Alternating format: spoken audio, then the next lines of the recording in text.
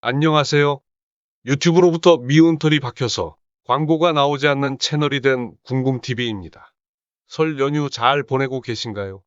뉴스를 보다가 국민의힘에서 사드를 추가로 사들이겠다면서 주한미군과 관계없이 서울과 경기도 북부를 방어하기 위해 구입하는 것이고 우리가 사오는 것이니 중국이 반발할 여지가 없다 그렇게 설명하고 있습니다.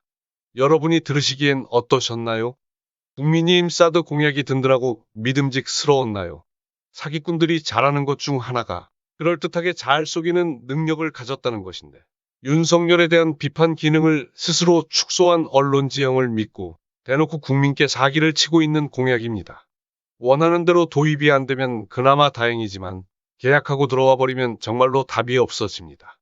윤석열의 사드 공약이 왜 사기질인지 지금부터 알려드리겠습니다.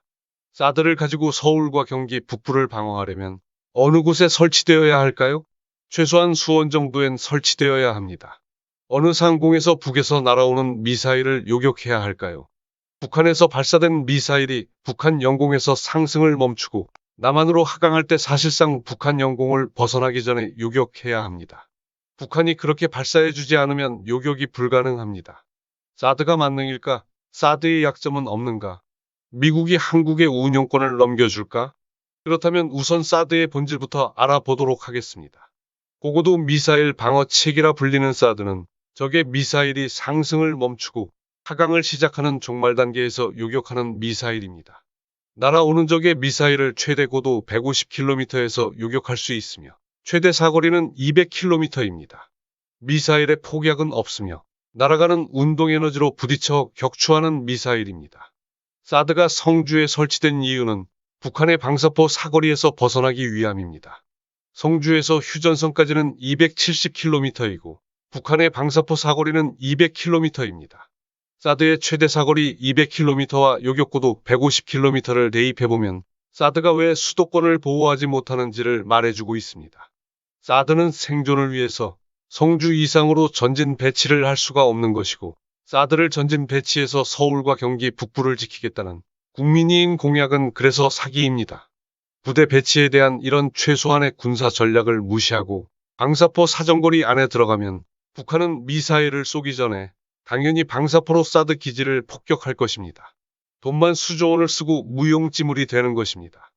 윤석열은 사드 도입 공약이 대국민 사기극이 아닌 것처럼 하기 위해 우리가 돈을 들여 사오면 주권적 행위이기에 중국이 간섭할 수 없다고 합니다. 이 말이 과연 사실에 부합할까요? 사드 대공 방어체계는 두 가지 요소로 이루어져 있습니다. 하나는 방금 설명드린 고고도 미사일입니다. 그리고 다른 하나는 적의 미사일을 탐지하는 X밴드 레이더입니다. X밴드 레이더를 이용해서 적의 미사일을 추적하고 감시하고 비행 방향과 고도, 어떤 종류의 미사일인지를 분석하고 고고도 미사일과 연동하는 것이 사드 미사일 방어 체계입니다. 돈을 주고 사온다고 국산이 될까요? 소유권을 주장할 수 있는 것과 실제로 내가 재산권을 행사하는 것이 다르듯이 미국 무기 전반이 그렇고 사드 시스템은 특히 그렇습니다. 미국산 반도체 장비를 구입한 업체들에 미국은 황당한 권리를 주장하며 말했습니다. 미국산 장비를 사용해서 생산된 반도체는 중국에 팔지 말라고 했죠. 팔면 보복한다고 공언했습니다. 이런 나라가 미국이고 이런 미국을 견제할 나라는 아직 없습니다. 세계 많은 나라에 미군이 그토록 많이 나가 있는데 사드 시스템이 진출한 곳은 손에 꼽히고 오히려 러시아 사드 시스템이 더 많이 진출해 있는 이유가 있습니다.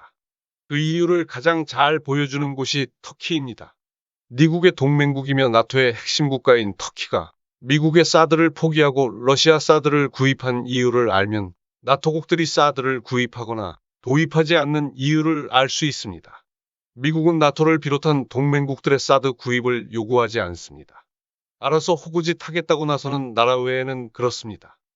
사달라가 아니라 설치하게 해달라고 사정하고 있는데 그마저도 거절당하고 있는 것입니다. 왜 그럴까요? 자국군이 관여할 수 없는 미국 사드가 설치되면 자국의 군사체계 전반이 미국에 파악될까 우려합니다. 레이더는 적군과 아군을 가리지 않고 추적, 감시, 분석합니다. 우리나라 보수는 그게 뭐 어때서 이렇게 반문할 것입니다. 국내 보수들은 미국과 한국을 동일체인 듯 인식하지만 한국의 그 어떤 국가도 그런 인식으로 미국을 보지 않습니다. 군사 편제를 타국에 보여주고 맡기는 것보다 안보에서 위험한 것은 없습니다. 사드 때문에 미국과 상당히 불편해져 버린 터키 이야기를 하겠습니다. 미국이란 나라와 뭔가 진행할 때 조심해야 하는 것이 있습니다. 발언을 되돌리기가 무척 어렵다는 것입니다. 미국이 터키에 사드를 설치하자고 제안했고, 터키는 자국군이 사드 전반을 운용해야 한다며 미국의 구매 의사를 밝혔습니다. 여기서부터 미국과 터키는 생각이 다릅니다. 사드 설치는 당연히 되는 것이고, 운용 주체와 설치 및 유지 비용을 누가 내느냐, 어느 정도까지 공유해야 하느냐가 미국의 주된 관심 사항이 되었는데, 터키는 터키가 원하는 대로 협상이 안 되면 미국 사드를 설치할 생각이 없었습니다.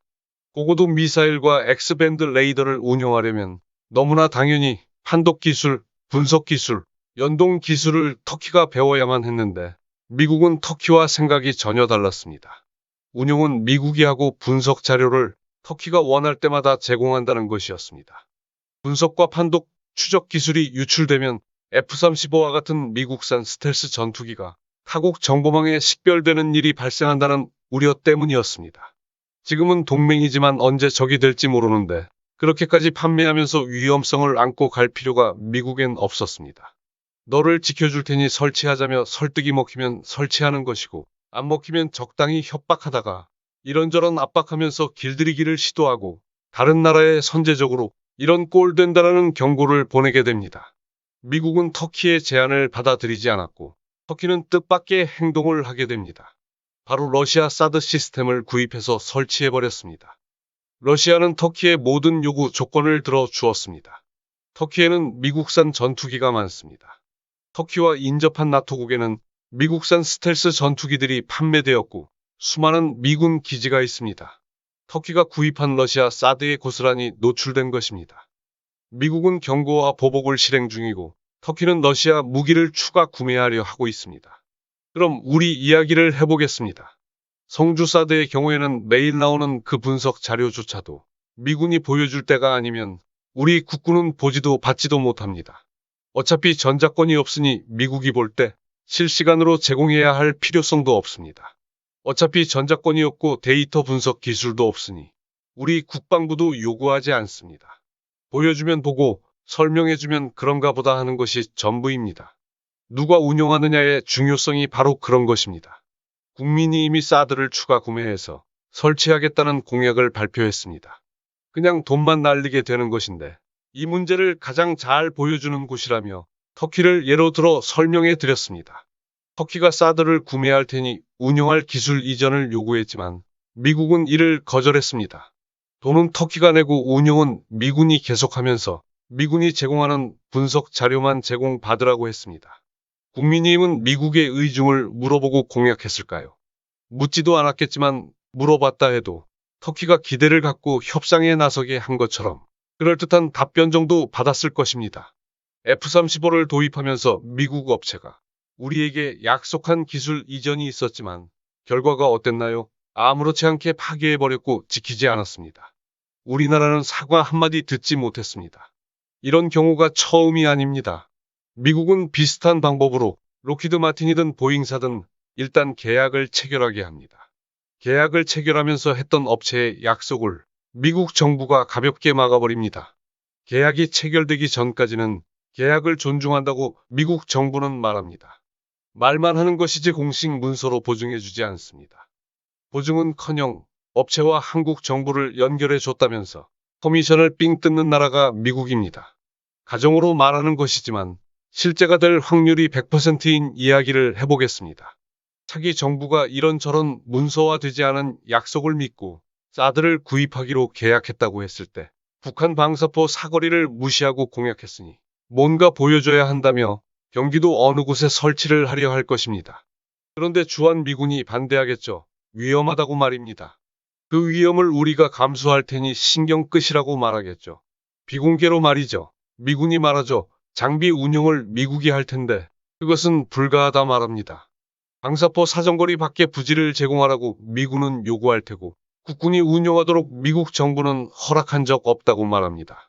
그리고 아주 크게 양보하는 것처럼 X밴드 레이더가 있는 곳에 미군들 식판이라도 닦던지 레이더 차량 세차라도 하라며 일부 병력이 함께 상주하는 것을 허락해준다 하겠지요. 구매나 설치는 번복할 수 없고 사들이는 비용과 유지 운영 비용까지 제대로 호구짓하게 된 것이 사실화될 때쯤 언론은 이런 매국노 같은 짓을 감싸주려고 별별 이유를 갖다 붙이겠지요. 송주 사드가 행여 쫓겨날까봐 트럼프가 유지 비용 이야기를 꺼내자마자 미 국방부가 즉각 나서서 모든 유지 비용을 미국이 다 부담한다고 했었지요. 그 사드를 운용하는 주체가 주한미군이고 사드가 어떤 역할을 하려고 설치되었는지를 잘 보여주고 있습니다. 우리가 돈을 주고 사왔으니 중국이 아무 말 못한다는 것은 사기입니다. 중국이 언제 이런 약속을 했거나 대안이라며 제시한 적 있나요? 중국이든 미국이든 공식화된 문서가 아니면 그 나라들 입장을 거론해선 안 됩니다.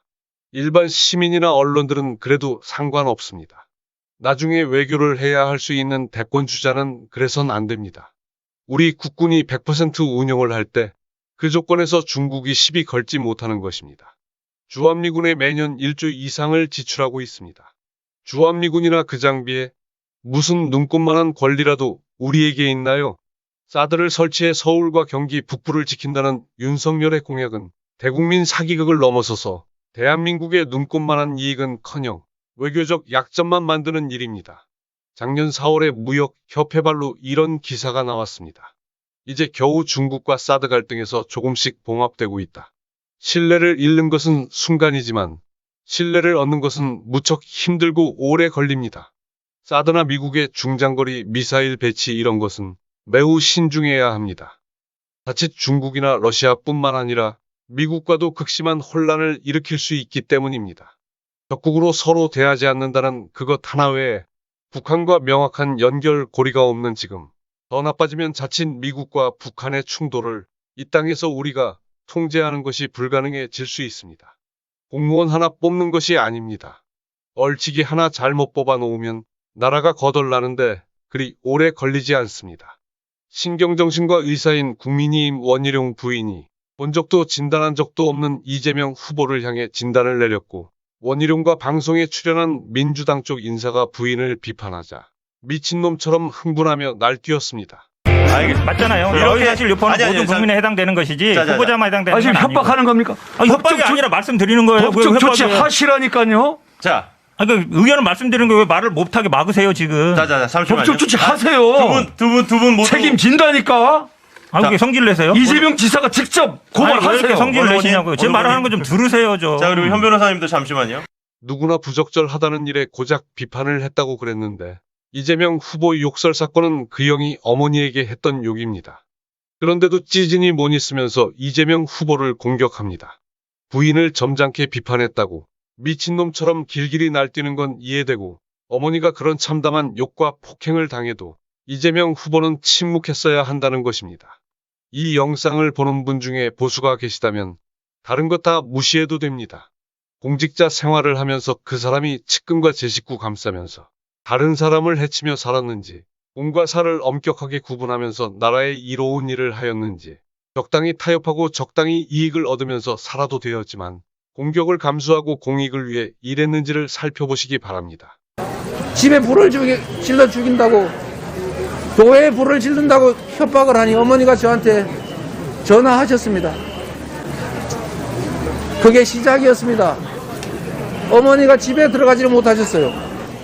어머니의 어디를 어떻게 한다 이런 인간으로서 할 수 없는 참혹한 얘기를 했습니다. 저에게 어머니는 하늘입니다. 원희룡이 윤석열을 이렇게 평가했었습니다. 벼락 공부한 티가 확실하게 납니다. 근데 그 벼락 공부도 제대로 소화를 못해서 연일 거의 망언에 가까운 실언들을 하고 있는데요. 문제는 이 실수가 아니라는 거죠. 원래 자신의 생각, 원래 자신의 가치관을 반영하는 것처럼 보여서 왜냐하면 본인이 워낙 확신을 갖고 얘기를 하니까 이건 매우 위험하다. 이런 생각을 가지고 있는 사람이 우리 대한민국의 국정의 최고 의사결정권자이다. 라는 것은 사실은 상상하기도 싫습니다. 뭐 120시간 노동이니 후쿠시마 방사능이니 뭐 부정식품에 대한 선택권이니 이게 다 국민들의 삶과 국민들의 안전 직결되어 있는 문제거든요. 국민의 생명과 재산을 지켜야 될 이 대통령이 국민들의 기본적인 노동과 먹을 것, 방사능 이런 안전 문제에 대해서 이 정도 생각을 갖고 있다는 것은 지도자로서 준비 부족을 넘어서 위험하다. 매우 위험하기 짝이 없다고 생각합니다. 정권 교체하고 난 뒤 대한민국이 사라지는 것이 아닙니다. 우리는 무당의 조언에 조정당하는 그 어떤 사람과 가족 때문에 겪지 않아도 될 많은 어려움을 겪을 수 있습니다. 오늘 영상은 여기까지입니다. 시청해주신 여러분 고맙습니다. 한 해 동안 하시는 모든 일에서 원하시는 만큼 다 이루시길 간절히 바라겠습니다. 새해 복 많이 받으십시오.